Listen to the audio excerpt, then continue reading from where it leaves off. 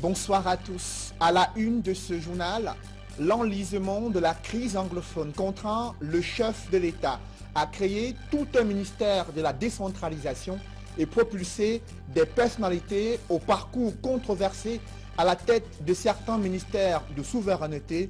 Ce réaménagement du gouvernement peut-il apporter des solutions aux crises sociales et politiques qui déchirent les régions anglophones?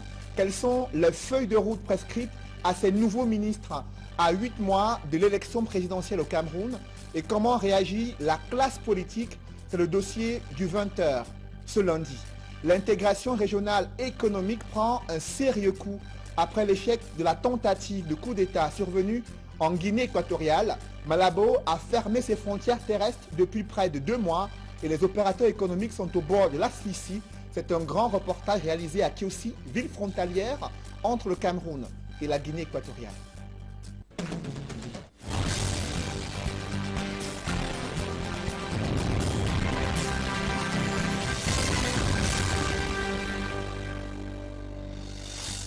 Merci de suivre cette édition complète de l'information sur Equinox Télévision.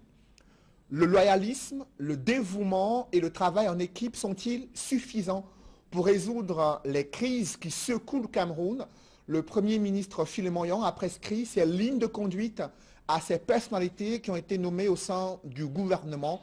Le chef de ce gouvernement a présidé depuis ce matin l'installation de ces nouveaux ministres à la tête des différentes administrations et autres départements ministériels. Joël Essenge, Emmanuel Diop et Marcelin Gansop.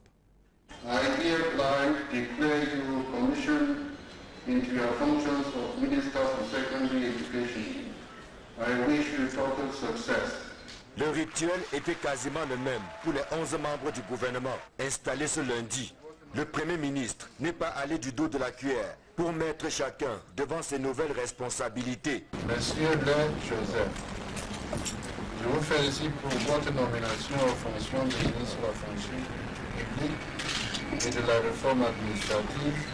Dans l'exercice de vos fonctions, je vous demande de faire preuve d'un esprit d'équipe, d'une franche collaboration, d'un dévouement et d'un loyalisme sans faille. Qu'il s'agisse des nouveaux qui font leur entrée au gouvernement, que des anciens qui ont juste changé de portefeuille ministériel. Les défis à relever sont si nombreux que les heureux élus n'ont pas le temps de jubiler. Déjà tout à l'heure avec mon prédécesseur, mon frère Michel Anjangoui, nous avons fait un petit point. Je n'entrerai pas dans les détails. Il y a des urgences qu'il faut gérer. Bref, le travail a commencé. Le ministère de la fonction publique et de la réforme administrative est chargé, entre autres, de la gestion de tous les fonctionnaires de ce pays. Et vous savez combien d'attentes il y a au niveau de ces personnels de l'État. Je souhaite que nous travaillions dans un esprit de famille. Mais évidemment, je sais également que lorsqu'il va falloir sanctionner, on n'hésitera pas parce que nous avons des missions à accomplir. Il faut atteindre les objectifs. Les regards sont braqués sur le nouveau ministre de la décentralisation et du développement local, mais aussi celui en charge de l'administration territoriale. Le contexte de leur prise de fonction est si particulier que les attentes sont nombreuses. Pareil pour les nouveaux patrons de l'économie et des finances, de l'eau et de l'énergie, sans oublier les enseignements secondaires et les transports. Tous héritent des ministères stratégiques et sont attendus au pied du mur. Le Premier ministre a mis moins de temps que prévu pour les installer. Un signal fort. Mieux, une invite à se mettre immédiatement au travail. Visiblement, l'équipe Yang 4 n'a pas de temps à perdre. On attend de voir. Tous les regards étaient rivés sur certains ministres limogés lors de ce réaménagement du gouvernement. D'aucuns avaient prévu leur chute brutale liée à certains scandales et la gestion controversée de certaines affaires publiques. Ces ministres déchus se sont montrés à première vue sereins et décontractés lors des passations de services qui sont intervenues ce lundi matin. D'aucuns ont même bénéficié d'un bain de foule en guise de revoir. Reportage Joël Essenge, Marcelin Gansop et Emmanuel Diop. Monsieur Mebengo Edgar, de toutes les passations conduites par le Premier ministre, celle entre les ministres entrant et sortant des transports aura retenu l'attention. Au centre de cette attention, Alain Egam Bongo, imperturbable et très détendu. Il est apparu plutôt serein, avec à ses côtés sa fille. Pendant que dans les couloirs du ministère, de nombreuses personnes ont constitué une sorte de haie d'honneur pour lui dire merci et au revoir. Devant notre micro, Alain Egam Bongo n'a pas souhaité s'exprimer. Oui. Il a par contre pris tout le temps nécessaire pour partager une dernière poignée de main avec ceux qui ont été ses principaux collaborateurs pendant plus de 2 ans. Notre souhait de percer le mystère de l'incident survenu le week-end à son domicile et impliquant un confrère du quotidien Le Jour n'a pas été exaucé. Hélas, un autre membre du gouvernement qui était sous les feux de projecteurs est Ange Michel Angouan. Le magistrat est apparu lui aussi assez détendu au lendemain du bras de fer avec le directeur général de l'ENAM. Il a été limogé alors qu'il venait de servir une demande d'explication à l'UNIS Toussaint Mendiana. La longue accolade avec son remplaçant, Joseph Lé, lui a certainement fait du bien lors du passage de témoins entre ses 2 fils de la région de l'Est. Basile Atanganankuna, remplacé par un autre fils du même département que lui, mais aussi Jean-Baptiste Bokam, Philippe Ngolengwese, Lumas Aïna Oandja sont les autres membres du gouvernement dont le bail n'a pas été renouvelé par le président de la République. Ils quittent la scène à la grande déception de leurs proches, mais avec la consolation de voir leur travail reconnu au plus haut niveau, tel que le Premier ministre l'a rappelé, partout où il est passé. Monsieur Mebergo Edgar Alain, au nom du président de la République, je vous remercie pour le service rendu à la nation en qualité de ministre des Transports et vous souhaite bonne chance dans vos futures activités. Il est sous les feux des projecteurs en raison de son ascension au sein du gouvernement après avoir passé 10 ans à la présidence de la République. Paul Atangandi est propulsé nouveau ministre chargé de l'administration territoriale, lui qui est une nouvelle figure du gouvernement Yang 4. Son parcours professionnel et politique est parsemé de quelques controverses. Cadre politique du RDPC dans le Nord-Ouest, il a été présenté plusieurs fois comme l'un des jokers du chef de l'État sur le théâtre de la crise anglophone, mais ses opinions politiques ont souvent été sujettes à caution. Esquisse de portrait de Paul Atangandi, nouveau ministre de l'administration territoriale, avec Guy Zogo. De toutes les promotions opérées par Paul Biya le 2 mars dernier, lors du réaménagement du gouvernement, celle de Paul Atangandi est certes la plus inattendue, mais aussi la plus significative. À 58 ans, ce natif de Bamenda, qui vient d'être promu au si important poste de ministre de l'administration territoriale, détonne dans le gouvernement camerounais. Dans son édition du 4 décembre 2017, le magazine panafricain Jeune Afrique parlait de lui en termes d'amis très discrets de Paul Biya et l'annonçait déjà au gouvernement. Paul Biya a confirmé ses prédictions, mais surtout il a effectivement confirmé sa proximité avec lui, qui est au fond son homme de confiance dans la réponse à donner à la crise anglophone, le nouveau Minat étant un partisan de la ligne dure dans la gestion de cette crise. Lui qui affirme par exemple Urbi et Orbi qu'il n'y a pas de crise anglophone au Cameroun. C'est d'une certaine manière l'aboutissement d'une vie pour ce banquier qui s'est formé au Nigeria avant de se lancer dans les affaires au Cameroun en créant une banque au début des années 80. Puis dans la foulée, il s'illustre par des donations au gouvernement avant de devenir familier à quelques pontes du régime au point même de jouer un rôle majeur pour briser les villes mortes en 1990. Mais Paul Atangandi, c'est aussi de solides inimitiés dans le sérail et l'opposition où certains le qualifient sans détour d'opportuniste. De plus, quelques affaires, à l'instar de celle de la Campost, où son nom a été cité, l'ont souvent placé sous les feux de la rampe. Ce qui manifestement n'aime pas l'intéressé, qui se considère avant tout comme un fantassin de Paul Biya, qui en retour lui garantit bien ce rôle. Et face à l'enlisement de cette crise anglophone, le président de la République multiplie les actions pour mettre un terme à ce débat de plus en plus entendu sur la forme de l'État, un débat amplifié sur le théâtre de la crise anglophone avec les fédéralistes et une minorité séparatiste.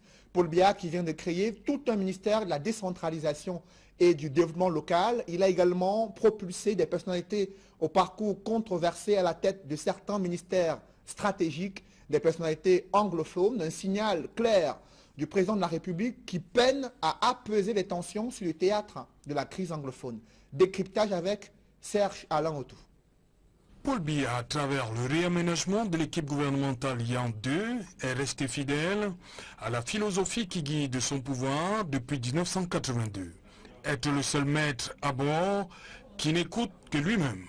Au sujet de la crise dans les deux régions anglophones du Cameroun, le chef de l'État a définitivement tranché le débat sur la forme de l'État.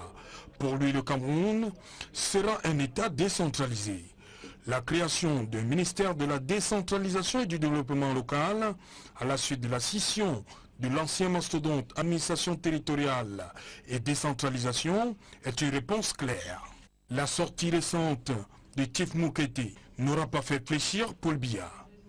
Le centenaire, non sans avoir égratigné au passage son camarade de parti, sur son inaccessibilité, martelait que seul le fédéralisme constituait la voie royale pour une sortie définitive de la crise dans laquelle le Cameroun est plongé depuis plusieurs mois. Il faisait entendre sa voix après que le principal parti de l'opposition, SDF, en ait fait un élément fondamental dans son projet de société. Pour parachever le processus de décentralisation et impulser le développement des régions, Paul Biya, sur proposition du Premier ministre, a porté un francophone à la tête de ce nouveau département ministériel. Une chose qui vient ajouter à la déception des Camerounais élevés dans la langue de Shakespeare. À défaut du fédéralisme, les anglophones se seraient attendus à une meilleure répartition du gâteau national. Une redistribution plus qu'équitable, où les ministères de souveraineté leur reviendraient comme titulaires, à savoir finances, défense, justice ou affaires étrangères. Il m'a observé. En confiant le portefeuille de l'administration territoriale à Paula Tangandji, un originaire du Nord-Ouest, et celui des enseignements secondaires à Pauline Nalova Lyonga Herbe, originaire du Sud-Ouest, Paul Biya, de l'avis de certains observateurs, aura porté au firmament des personnalités dont la légitimité a pris un sérieux coup depuis le déclenchement de la crise. Pauline Nalova Lyonga, on s'en souvient que c'est du temps où elle était recteur de l'université de Buea que les étudiants camerounais ont subi la pire humiliation de l'histoire des revendications estudiantines. Les élèves et enseignants des deux régions anglophones qui ont déserté les salles de classe depuis octobre 2016 n'ont qu'à bien se tenir. Paula Tangandji, secrétaire permanent du Conseil national de sécurité et chargé de mission à la présidente de la République, voit sa fidélité récompensée par le prince avec le poste de ministre de l'administration territoriale. Il fallait à Paul Biya un homme de poigne au-dessus de la préfectorale pour conduire le calendrier électoral en cette année 2018. Au plus fort de la crise, un fidèle originaire du Nord-Ouest. Ce réaménagement du gouvernement survenu le 2 mars 2018 suscite déjà une vague de contestation chez l'opposition. Le mouvement pour la renaissance du Cameroun critique le casting du chef de l'État. Paul Biya s'est trompé en choisissant des mauvaises solutions aux vrais problèmes des Camerounais. Ce parti de l'opposition pense que le président de la République a dévoilé ses limites et son incapacité politique à continuer à gouverner le pays. Joël Essenge et Ike Cyril. Au mouvement pour la renaissance du Cameroun, on considère le réaménagement gouvernemental du 2 mars dernier comme du saupoudrage. Il faut être définitivement naïf. Pourquoi que le réaménagement ou ce réaménagement gouvernemental peut susciter le moindre espoir ou peut susciter un sursaut dans la gouvernance du Cameroun. Je crois que c'est un réaménagement cosmétique, juste pour faire un jeu de chaises musicales qui n'apporte rien au peuple camerounais. On ne peut rien y attendre parce qu'effectivement les hommes sont les mêmes. Sur la nomination de Paul Atangandji au ministère de l'administration territoriale et de Nalova Lyonga au ministère des enseignements secondaires comme réponse à la crise anglophone, le MSC indique que Paul Biya s'est trompé de casting. S'il fallait apporter des réponses à la crise anglophone, je crois que les personnes que M. Biya a choisies ne sont pas les personnes les mieux indiquées. Je ne veux pas rentrer dans les détails, mais M. Atangandji était un personnage très controversé, pour dire le moins. Madame Nalova, ancienne vice-chancelleur de l'université de Boya, est tout aussi controversée, parce que la crise anglophone a révélé un jour, n'est-ce pas, de nouvelles figures qui auraient pu être nommées. Le limogeage de Ange Michel Angwing est considéré comme une sanction suite à la guerre qui opposait l'ancien ministre de la fonction publique et de la réforme administrative au directeur général de l'ENAM. À ce niveau, le MSC estime qu'en sacrifiant l'un des protagonistes au profit de l'autre, Paul Biya apporte une mauvaise solution à un vrai problème. On aurait dû dégager les deux personnes. Le fait de laisser le directeur général de l'ENAM dégager le ministre de la fonction publique et de la réforme administrative est une insulte, non seulement à l'endroit de M. Angwing, mais le fait de laisser le directeur général de l'ENAM est une insulte aussi au peuple camerounais. En définitive, le mouvement pour la renaissance du Cameroun affirme qu'après 35 ans de pouvoir, Paul Biya n'est plus en mesure d'apporter la moindre solution aux problèmes qui minent le Cameroun. Ce Cameroun, ce pays a besoin d'un grand balai, d'un grand coup de balai. Et M. Biya n'est pas celui-là qui peut donner ce grand coup de balai. La preuve avec son dernier remaniement gouvernemental, son dernier réaménagement gouvernemental. Et je crois que c'est le moment de dire aux Camerounais en cette année électorale qu'ils doivent effectivement saisir la balle au bon pour dégager, n'est-ce pas, ces gens qui depuis 35 ans n'ont fait que noyer le peuple camerounais dans une malgouvernance qui fait du Cameroun un pays en arrière sur tous les plans. Les membres nommés à l'issue du réaménagement gouvernemental du 2 mars dernier ont pris fonction. Vont-ils répondre aux sollicitations du peuple camerounais? Non, pense-t-on au mouvement pour la renaissance du Cameroun. Pour prolonger l'analyse et le décryptage sur ce réaménagement du gouvernement intervenu le 2 mars 2018, je reçois sur ce plateau l'avocat maître Célestin Kengoum, avocat au barreau du Cameroun, docteur en droit, analyste politique. Il interviendra en deuxième partie de ce journal. Dans l'actualité, vous ne les avez peut-être pas oubliés, ces deux adolescentes kidnappées à Bafoussam après 3 semaines de captivité. Ornella, 15 ans, Morgane, 13 ans, ont été relâchées saines et sauves. Et c'est un grand ouf de soulagement pour leur famille. Ambiance de retrouvailles avec nos reporters Dallas Tiana et Jean-Paul Chuniat. Dans les bras du préfet de la MIFI, la petite Yogo Kamdem, 13 ans, et son aîné, Gagne Kamdem Ornel, 15 ans. Elles respirent un air de liberté, au grand bonheur de leurs parents et des habitants du quartier Tungan 4. Quand vous menacez avec les armes, vous menacez. Après 24 jours en captivité, elles ont été relâchées dimanche 4 mars 2018 à 19h passées, moyennant une rançon au montant tenu secret. Elles ont été libérées vers 19h30 au niveau de l'entrée de la ville en quittant Banjul pour entrer à Bafoussam. C'est ce qu'elles ont dit, c'est ce qu'elles ont déclaré. Elles ont remarqué la station Total de Djandam étant sur la moto. Il dit qu'on a bandé leurs yeux quittant du quartier jusqu'au Goudron. Arrivé au Goudron, on a détaché les yeux, on leur a donné 2000 francs pour prendre le taxi.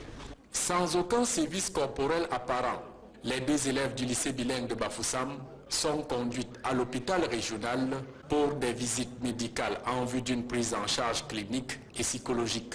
Les raisons du kidnapping demeurent jusqu'ici non délucidées, tout comme leurs bourreaux non identifiés courent toujours dans la nature. En rappel, les fillettes Kamdem étaient enlevées par des inconnus dans la nuit du 8 février dernier au domicile familial. Ces derniers exigeaient alors une rançon de 4 millions de francs CFA. L'intégration régionale économique et la libre circulation prennent un sérieux coup en Afrique centrale après l'échec de la tentative de coup d'État survenue en Guinée équatoriale. Malabo a fermé ses frontières terrestres depuis près de 2 mois et la situation pèse déjà sur les opérateurs économiques installés à Kiossi, ville frontalière entre le Cameroun et la Guinée équatoriale. Reportage Roger Takala, Gladys Sidier et Innocent Abega. La vie semble avoir suspendu son cours dans la ville de Kiossi, frontière entre le Cameroun et la Guinée équatoriale. Zone à forte activité commerciale, les vendeurs qui s'y trouvent enregistrent d'énormes pertes depuis le coup d'État manqué du mois de décembre en Guinée équatoriale qui a conduit à la fermeture de la frontière. Si je me trouve ici à Kiossi actuellement, c'est pour aller au deuil en Guinée équatoriale, ici à Yébulani. J'ai perdu mon beau-fils là-bas. Donc je suis allé au village, au centre, me faire les préparatifs. Donc la levée c'est à Bata. Arrivé à la chaîne, on me demande de ne pas traverser pour que je retourne. Ils ne veulent pas que je traverse. On ne s'en sort pas avec la fermeture de la chaîne. On peut dire tout est bloqué. Même pour manger, on ne s'en sort pas. La majorité de mes clients sortent de la Guinée équatoriale. Et aujourd'hui, quand ils ne sont pas là, il n'y a pas moyen. Tu vas passer une journée, même une semaine, au trop, une tête. Et que la tête qui va venir là même, la personne va seulement venir te supplier seulement pour que tu l'aides seulement. Donc, pour dire vrai, on ne s'en sort pas avec la fermeture de la chaîne. Les commerçants lancent un cri de détresse à l'endroit des autorités des 2 pays pour un retour à la normale. Les marchandises, pourtant disponibles en grande quantité, se détériorent faute d'acheteurs. Le marché ne passe pas vu la fermeture de la chaîne. Les gens de Yaoundé, ceux qui arrivent ici nous disent que les médias parlent là-bas que la chaîne est ouverte, pourtant la chaîne n'est pas ouverte. Elle est encore fermée. Si jamais on dit cette chaîne pour le suivi, pour que nous autres, qu'on essaie de vivre. Parce que c'est par rapport à ce marché que nous autres, nous vivons, on paie la location et on mange. On envoie les enfants à l'école. Quand ça ne va pas, on va vendre qui? La marchandise se gâte, ça ne se vend pas, ça pourrit. Ici, les clients se recrutent en grande majorité parmi les ressortissants de Guinée équatoriale.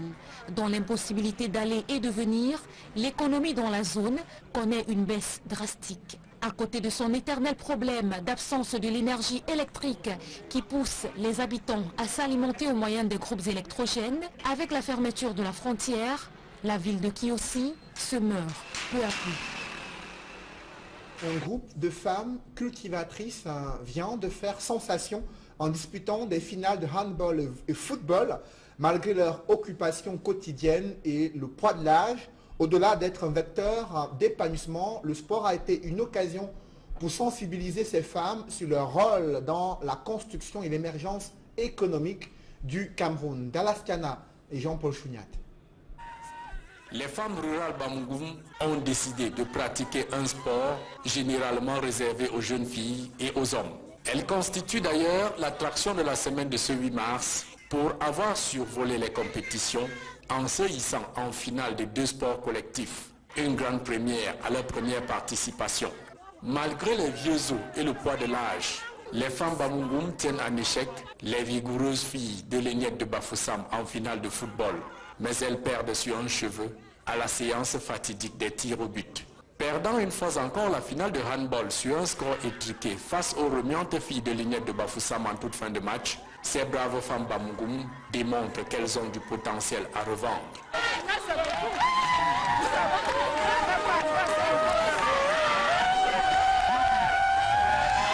Les vainqueurs prennent leur victoire très au sérieux.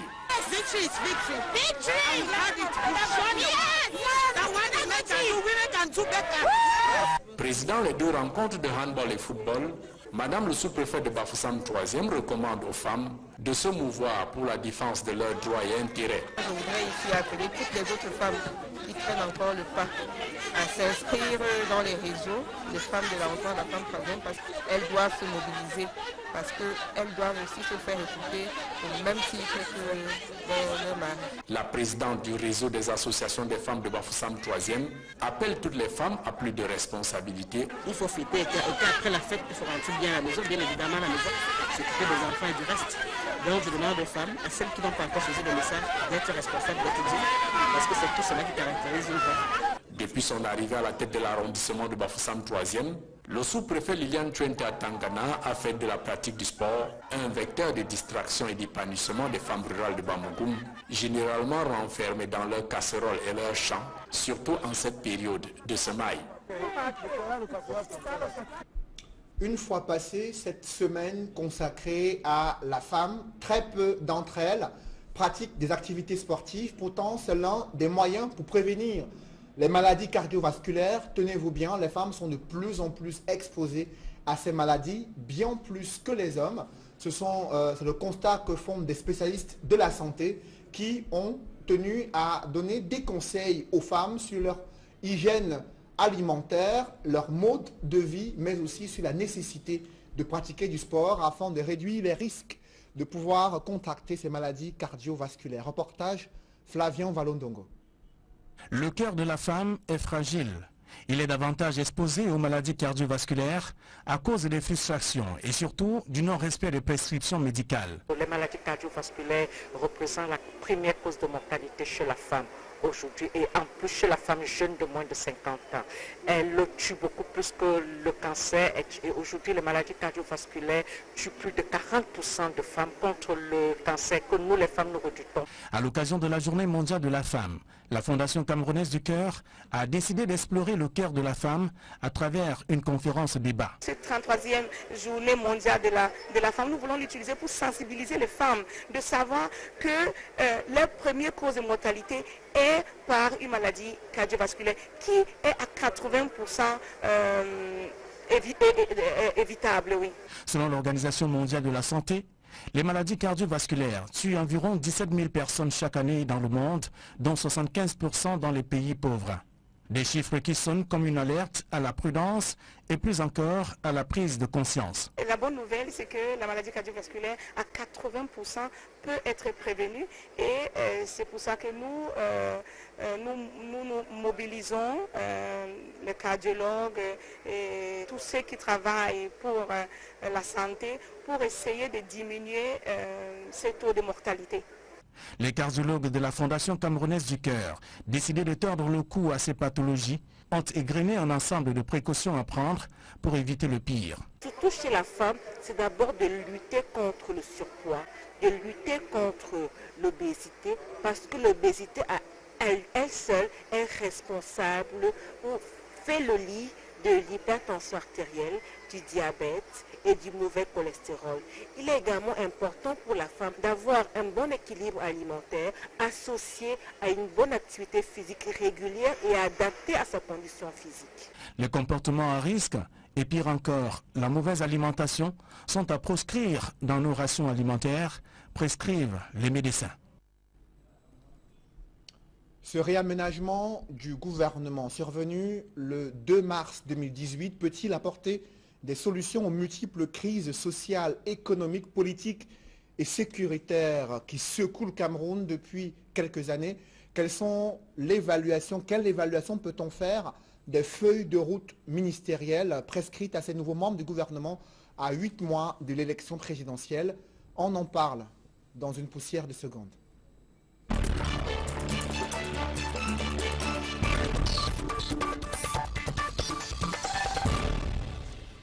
Sur ce plateau, avec moi, Maître Célestin Kengoum, bonsoir. Bonsoir, Monsieur Noufélé. Vous êtes avocat au barreau du Cameroun, docteur en droit, analyste politique, et vous avez suivi cette décision du président de la République et l'installation de ces nouveaux ministres à la tête des différentes administrations. Comment appréciez-vous ce réaménagement du gouvernement?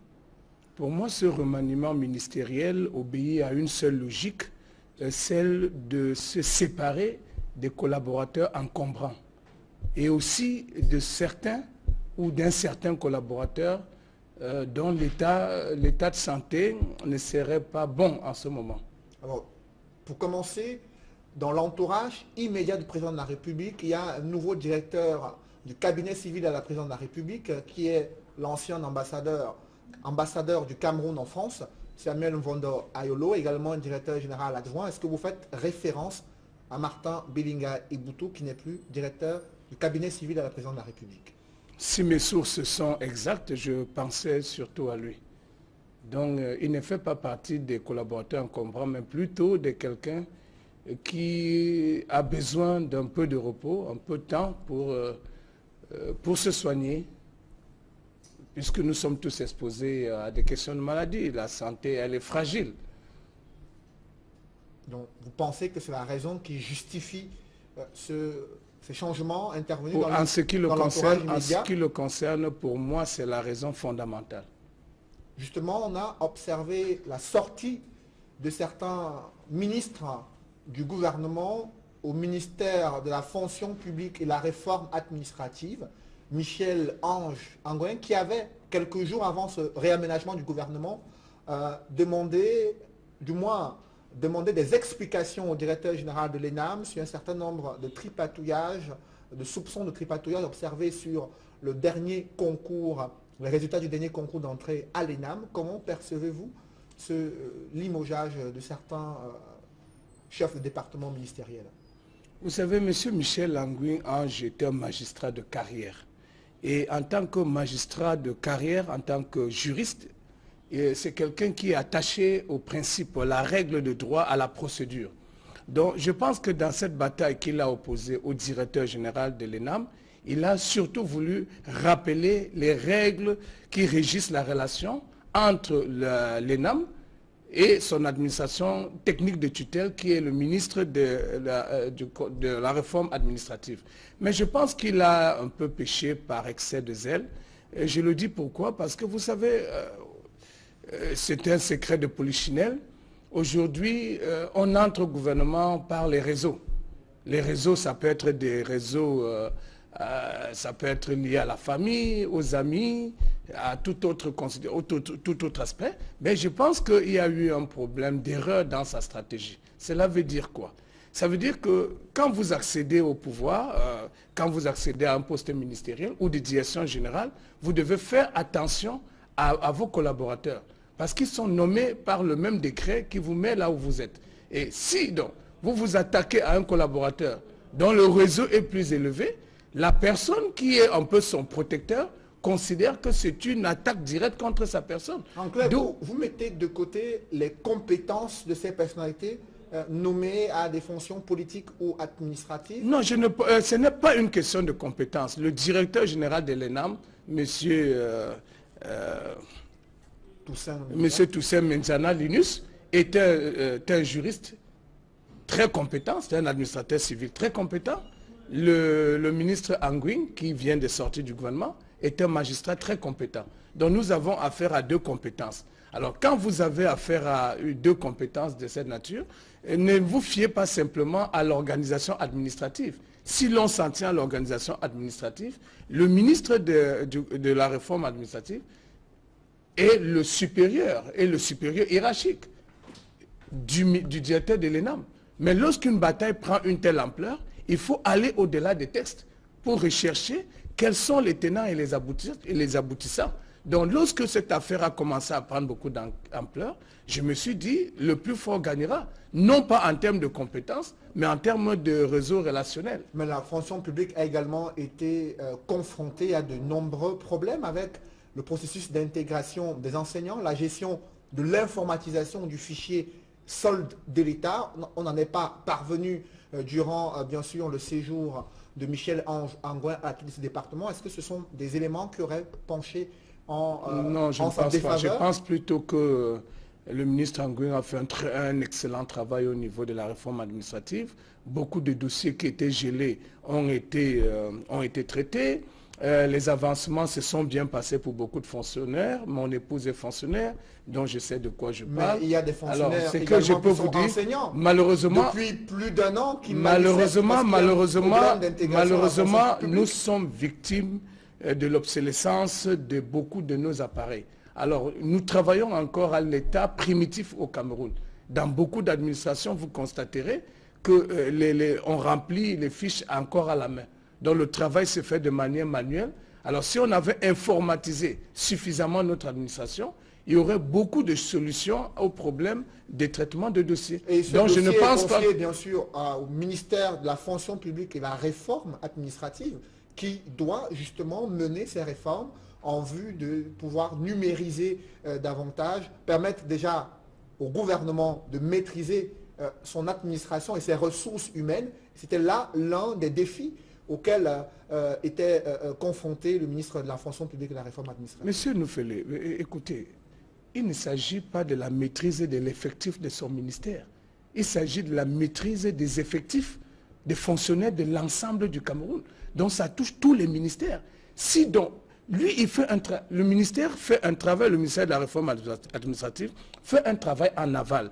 Donc en amont, chaque ministère devrait préparer des fiches à transmettre à son ministère. Donc si ce travail n'est pas fait en amont, il n'est pas possible qu'en aval, on ait des résultats satisfaisants. Justement, donc il y a un problème de coordination, il y a déjà un problème de réception des informations, et ensuite un problème de traitement. Est-ce que ce ministère a reçu toutes les informations nécessaires des différentes administrations? Ça, c'est la question qu'on devrait se poser. Un autre secteur clé, bien sûr, pour la croissance économique du Cameroun, c'est le ministère des Transports, où Edgar Alla Mbongo n'a pas survécu à ce réaménagement du gouvernement, survécu entre guillemets. Il a été limogé du gouvernement. C'est désormais Ernest Massé Nangal Bibé qui prend les rênes du ministère des Transports. Comment appréciez-vous les enjeux au sein de ce ministère-là?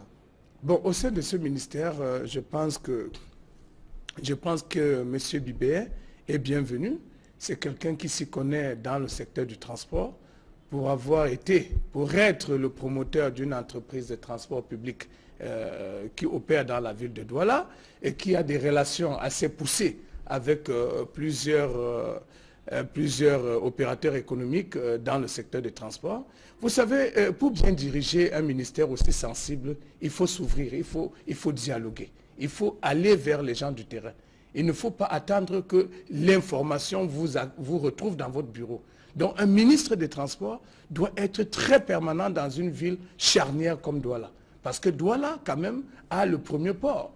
Avec l'arrivée de Kribi, nous aurons un deuxième port, mais en attendant le fonctionnement optimal du port de Kribi, Douala demeure quand même le poumon. C'est par Douala que la plupart des étrangers entrent. C'est de Douala qu'on exporte la plupart des marchandises produites ou récoltées au Cameroun. Donc, du coup, le ministre des Transports doit être quelqu'un qui est assez proche de ceux qui interviennent dans ce secteur. Nous, autres avocats, par exemple, nous avons besoin de le rencontrer pour résoudre un problème, parce que, je vous donne un exemple aussi assez simple. Les saisies d'un navire, pour saisir un navire, il faut obtenir l'avis favorable du ministre des Transports. Or, un navire séjourne dans un quai 24-48 heures. Pour ceux qui font des opérations en ro-ro, c'est-à-dire qu'ils sont là pour un délai très bref. S'il faut monter à Yaoundé, attendre qu'un ministre vous signe un avis favorable, avant de rentrer sur Douala, obtenir l'autorisation du juge, vous en avez pour près d'un mois. Et du coup, ça paralyse tous ceux des importateurs qui ont des marchandises avariées, qui ont des marchandises perdues ou des marchandises détruites, qui ne peuvent plus engager des procédures judiciaires pour rentrer dans leurs droits. Justement, une autre... Et c'est une paralysie très sérieuse pour nous autres avocats également. À côté de ce secteur des transports, il y a le ministère de l'administration territoriale et la décentralisation. Le chef de l'État a choisi d'éclater ce ministère en 2 départements ministériels avec un accent sur la décentralisation et le développement local. Que pensez-vous de cette réponse politique du chef de l'État à la crise anglophone? Non, je ne pense pas qu'il s'agit d'une réponse politique à la crise anglophone. Je pense qu'il s'agit d'une réponse aux questions, aux préoccupations de l'ensemble des Camerounais. Parce que, voyez-vous, la crise anglophone n'était pas une crise marginale. C'est une crise nationale, c'est une crise qui concerne toutes les régions. Mais seulement ils ont eu d'abord le courage de le faire parce qu'ils avaient un passé beaucoup plus avancé que les pays, ceux des zones francophones en matière de revendication, en matière de respect des droits de l'homme. Donc ce n'est pas une réponse spécifique à la crise anglophone, mais je pense que c'est une amorce vers ce que nous attendons tous, la décentralisation. Mais il y a des voix qui se lèvent de plus en plus pour prôner le fédéralisme, même au sein du parti au pouvoir, le RDPC, quelle que soit la forme quelle que soit la forme future de l'État du Cameroun, c'est une question d'abord de dialogue. C'est une question de dialogue. Il faut dialoguer.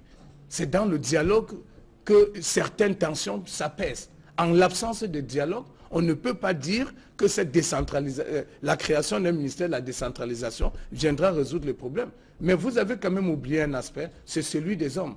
Tout à l'heure, on a parlé du ministre des Transports, vous avez un peu omis le ministre des Mines. Ce sont des ministres qui se sont beaucoup enrichis et qui traînaient beaucoup de casseroles. Donc je pense que dans ce mouvement opéré au sein du gouvernement camerounais, il y avait surtout le souci de faire partir certaines personnes et de placer des personnes de confiance.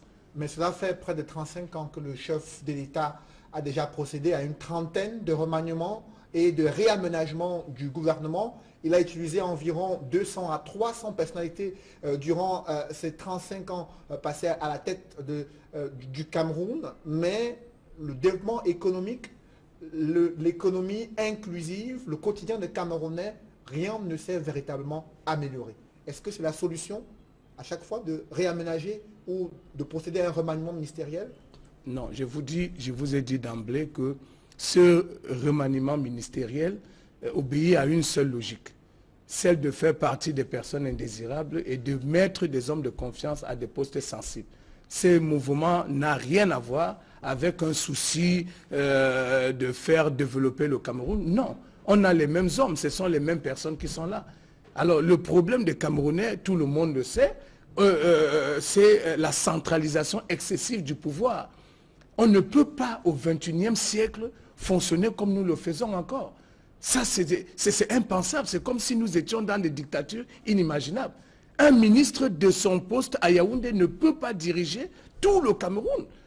Voilà le véritable problème. On ne peut pas décider de la construction d'une salle de classe, d'un centre de santé, dans des zones les plus reculées, à partir de Yaoundé. Qui fait des études, qui les réalise, qui les contrôle? La décentralisation, à notre sens, avait le mérite de permettre aux locaux, aux citoyens, là où ils se trouvent, de pouvoir avoir la maîtrise dans leur développement, de connaître quelles sont les priorités, quelles sont leurs priorités, et où peuvent-ils tirer les moyens. Parce que chaque région a des richesses. L'Est a le bois, l'Est a aujourd'hui le diamant, et l'Est a l'or. Il n'y a aucune région pauvre ici au Cameroun. Toutes les régions ont une source de richesse. Le Nord est une grande zone touristique. N'y était Boko Haram, le tourisme dans la région septentrionale serait une source de revenus considérable pour les collectivités locales de ces zones. Merci, Maître Célestin Kengom. Je rappelle que vous êtes avocat au barreau du Cameroun. Également, docteur en droit et analyste vous n'avez pas politique. besoin de le rappeler tout le temps. Je suis avocat. Mesdames, messieurs, c'est la fin de ce journal. Merci de l'avoir suivi. Je vous souhaite une bonne soirée sur Equinox Télévision. Juste après cette édition du 20h, l'émission 100% foot présentée par Sylvestre Hippolyte Zangao. Bonne soirée sur cette même antenne.